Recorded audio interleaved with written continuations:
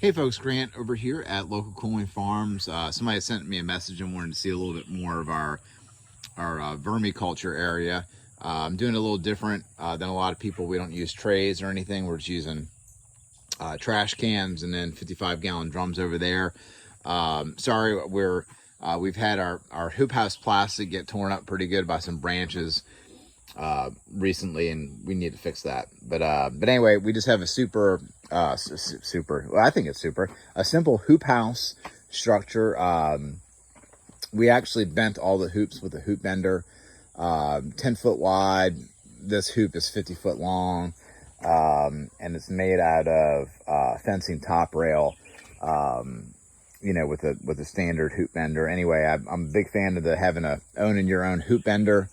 If you're doing stuff like this, because you could throw up a structure, pretty quick, pretty cheap, for the square footage. And so, and the reason that I like the cans is because, like I said, it kind of like funnels it keeps the worms up on top, and it gives you a lot of room for error.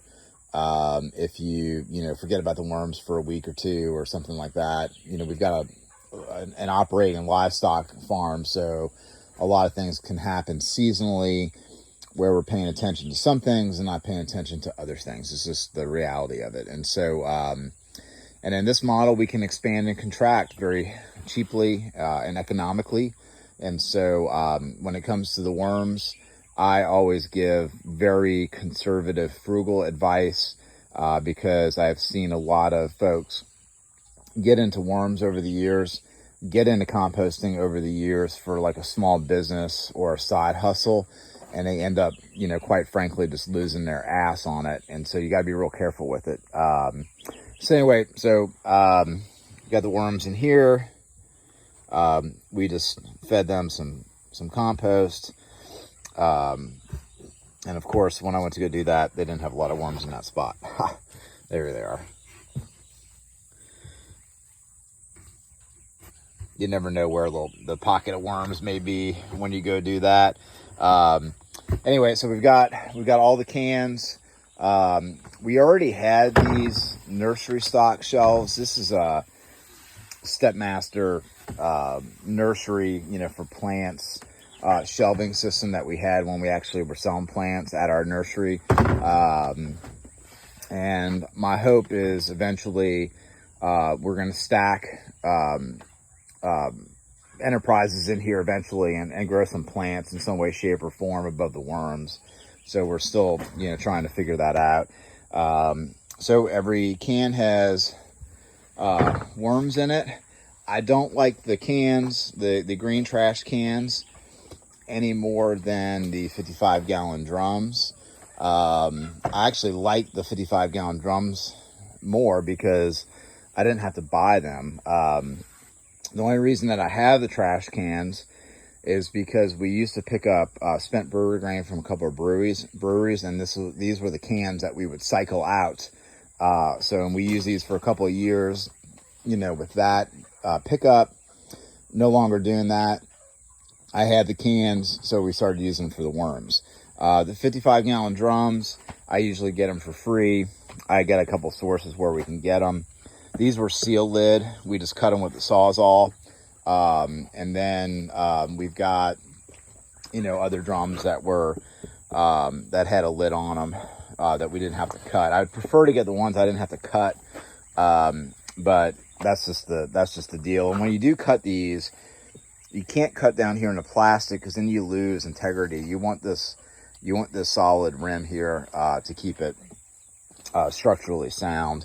And so you can see the worms are just getting after that layer of compost that we just put on them. We pre-compost everything that we give to the worms. It's just the way to do it. Other things that we've done the vermiculture in, and that's raising worms. These are olive barrels that we cut. They're about just a little bit above knee high.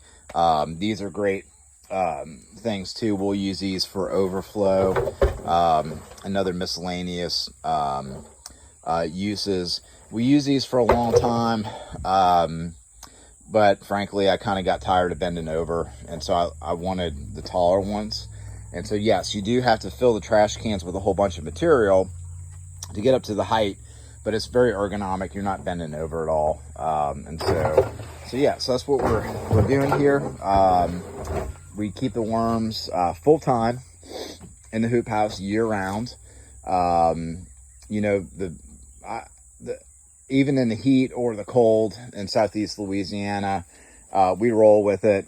And like I said before, we've been raising worms for the same herd for 20 years continuous, no breaks. So they do, on our coldest days, we can have a layer of ice in here. On our hottest days, as long as we have them in some shade, we're good to go.